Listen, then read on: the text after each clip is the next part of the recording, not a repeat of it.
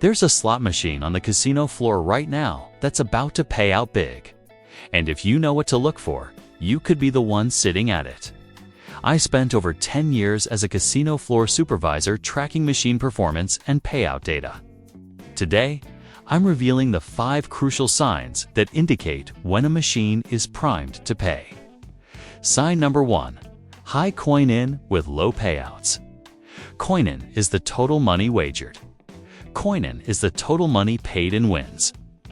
When coin-in is significantly higher than coin-in, that machine is accumulating money. It's collecting far more than it's paying out.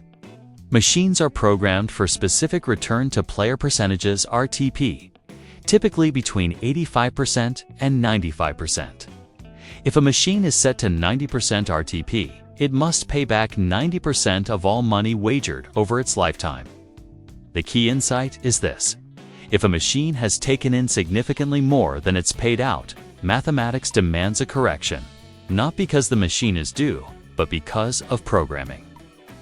Example: Australian $1 slot has had $5,000 wagered coin in, but only paid out $3,000 coin out. That machine is currently holding 40%. It's programmed for 90% RTP, it's running 25% tighter than its programming. Over time, that machine must pay out more to reach its programmed average. As a supervisor, we'd flag machines running 15% to 20% above their programmed hold rate in our system. We knew that big payouts were mathematically imminent. What you can observe as a player: watch how long people have been sitting without significant wins. If a popular machine has been cold all day, probability says it's getting closer to a hot cycle. The math always catches up. Sign 2. Near-miss frequency increases. Sign number 2. Near-miss frequency increases. Near misses are when jackpot symbols appear just off the pay line. Let me tell you something most players don't understand. Near misses are programmed into the game.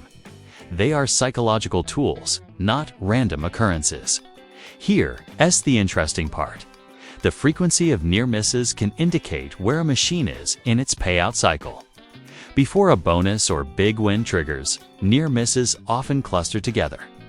It's like the random number generator RNG is circling the winning combination. Manufacturers program this intentionally to build tension. If you repeatedly see bonus symbols on 2 out of 3 reels, that's a sign. If scatter symbols keep landing just off screen, that's a sign. Don't walk away when you see this pattern. Sit tight. The machine is mathematically approaching a payout event. The technical reason: the RNG cycles through number sequences. When it's approaching the threshold for a bonus feature, near misses statistically increase. It's a mathematical side effect. Important caution: this sign works best in combination with others. Don't chase near misses alone. If you see the pattern for 50 spins and nothing hits, reassess your play. If you thought the first 2 signs of a primed slot machine were mind-blowing, you'll definitely want to stick around for the next 3. These are the secrets based on direct observation and real casino management strategy.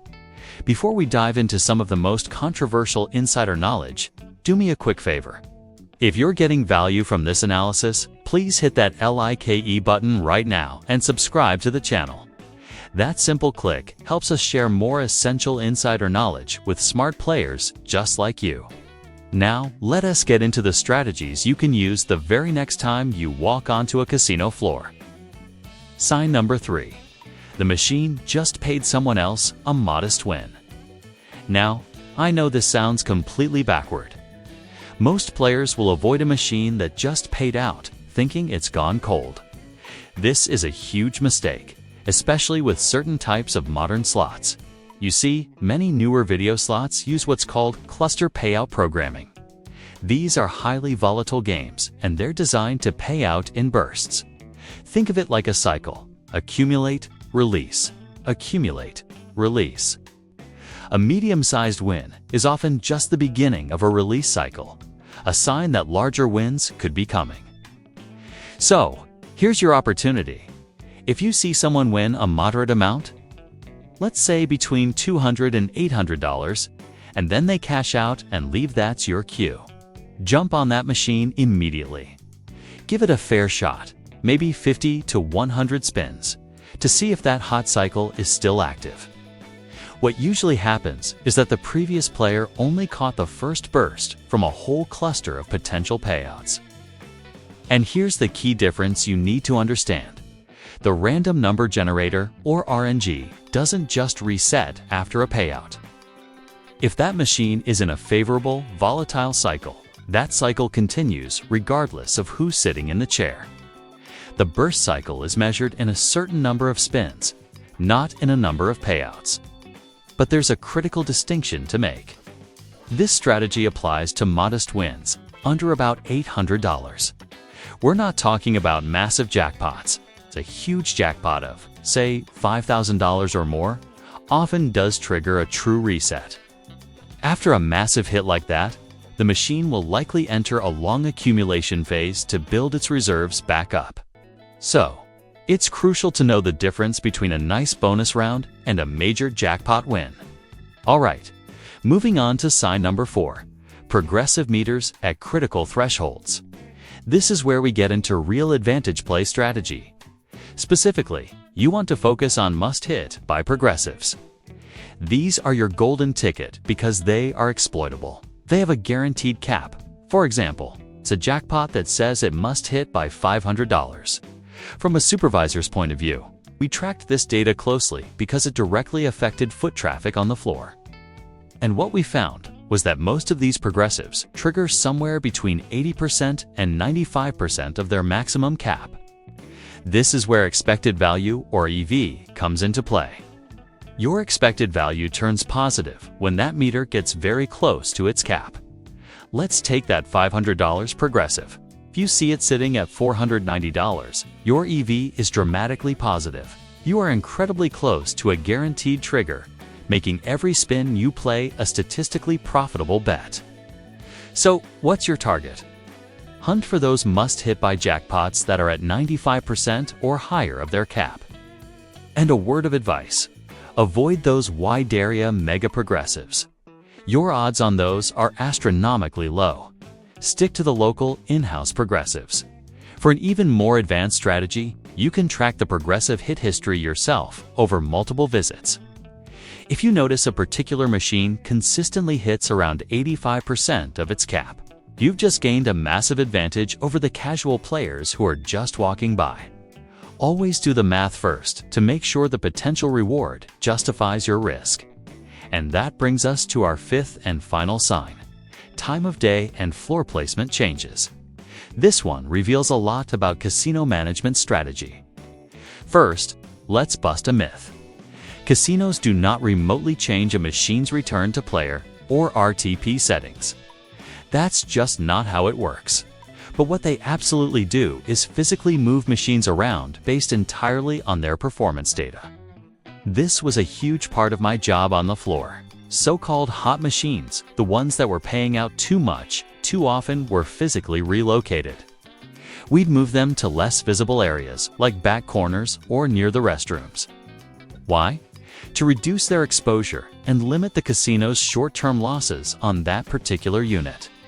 Conversely, the cold machines, the ones holding more money than expected, were moved to prime real estate. We'd place them in high-traffic center floor locations to maximize the casino's profit from them. So, here's your action plan. When you visit, take a walk around the entire casino floor. If you see a popular game, one that's usually in a prime spot, suddenly tucked away in some obscure corner, there's a reason for it. It probably paid out too much somewhere else. Moving the machine didn't change its programming. Its new location is a signal of its past performance. We also noticed patterns related to player volume, not time-based programming. Certain windows, like early in the morning from 5 to 8 a.m., or late in the afternoon between 3 and 5 p.m., often produced more payouts. This isn't because the casino flips a switch. It's because the machines had just cycled through thousands upon thousands of spins from the previous crowds, priming them for their next payout cycle. At the end of the day, knowledge is your only true edge in a casino. Paying close attention to these 5 observable signs gives you an advantage that the average, casual player simply misses out on. If you want to see which slots casinos actually regret putting on their floor, check out this next video right here. And I'd love to hear from you. Drop a comment below and let me know which of these 5 signs you've noticed yourself. Finally, if you want to keep getting the best insider strategies straight from the casino floor, make sure you are subscribed to Casino Floor Secrets and hit that notification bell so you never miss another exclusive tip. Until next time, play safe, and I'll see you in the next one.